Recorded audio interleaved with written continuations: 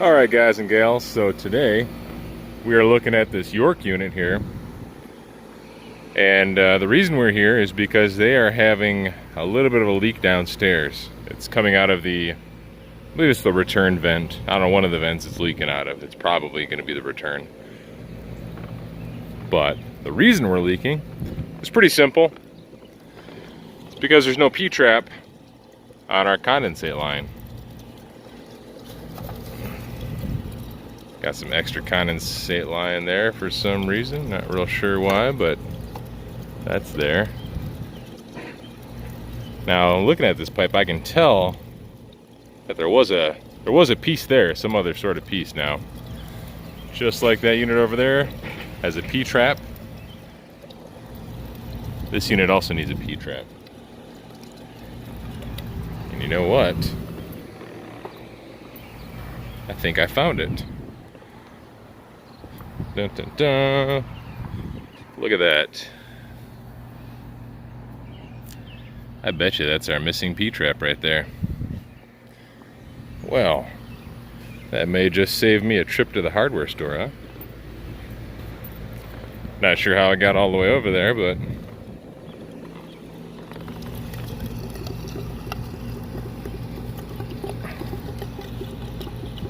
now you might be wondering why I don't just get some PVC glue and glue that on there. And the reasoning is simple, because I want to make sure you can clean this out. Because at some point in time it will clog up. You will have to take it apart and clean it out. And rather than cut it all apart, I'd rather just be able to pull it apart and clean it out real quick. So we should be filling up with water now. There we go. As you can probably hear, the gurgling noise stopped.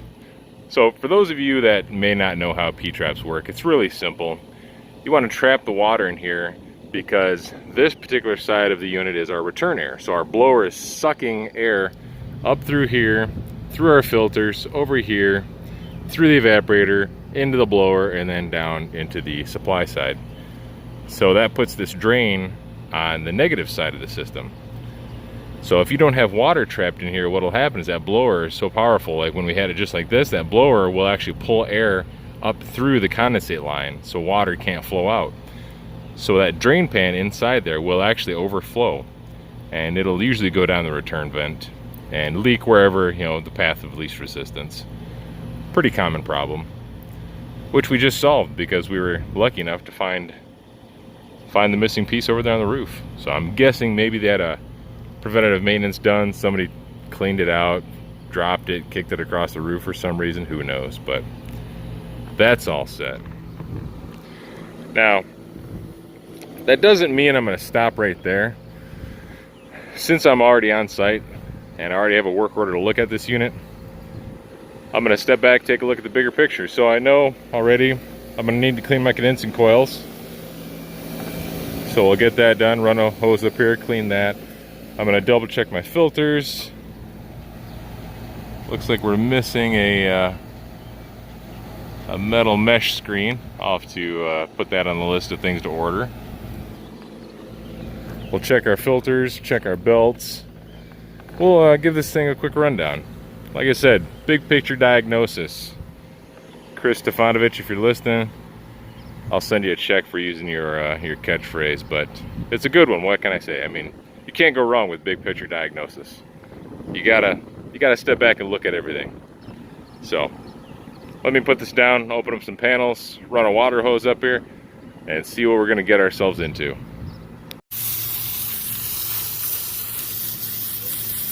There we go. Just need to get this cottonwood off here.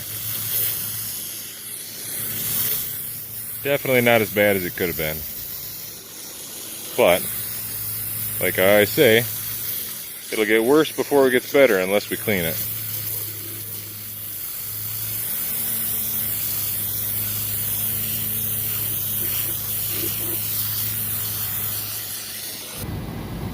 Alright guys, we're back up and running. Real quick, as I've told you before, kind of smack this coil, get all that water out. Really, I need to start carrying a leaf blower in my truck if I'm going to do more of these micro channels, but kind of tap it just a little bit, try to get that water out. This is a R410 system, and these microchannel coils do a really good job at hanging onto this water after you get done cleaning it.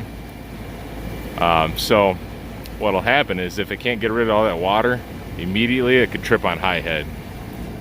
Or the other thing that could happen too is if this is a tube and fin coil and a very, very wet evaporator, or excuse me, a very, very wet condensing coil, then you could underfeed your TXV in your evaporator. But anyways, I digress. Try to get all that water out of there so we're not tripping out on high head pressure here.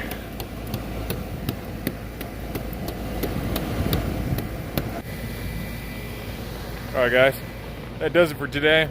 I know, quick, simple, easy, boring little video, but anyway, hope it gave you guys something to watch while you're sitting at home, possibly in quarantine, possibly sitting on the can somewhere, wherever you are. I hope these last few minutes were as enjoyable for you as they were for me. So with that, I bid adieu, and I will see you on the next one, alright guys?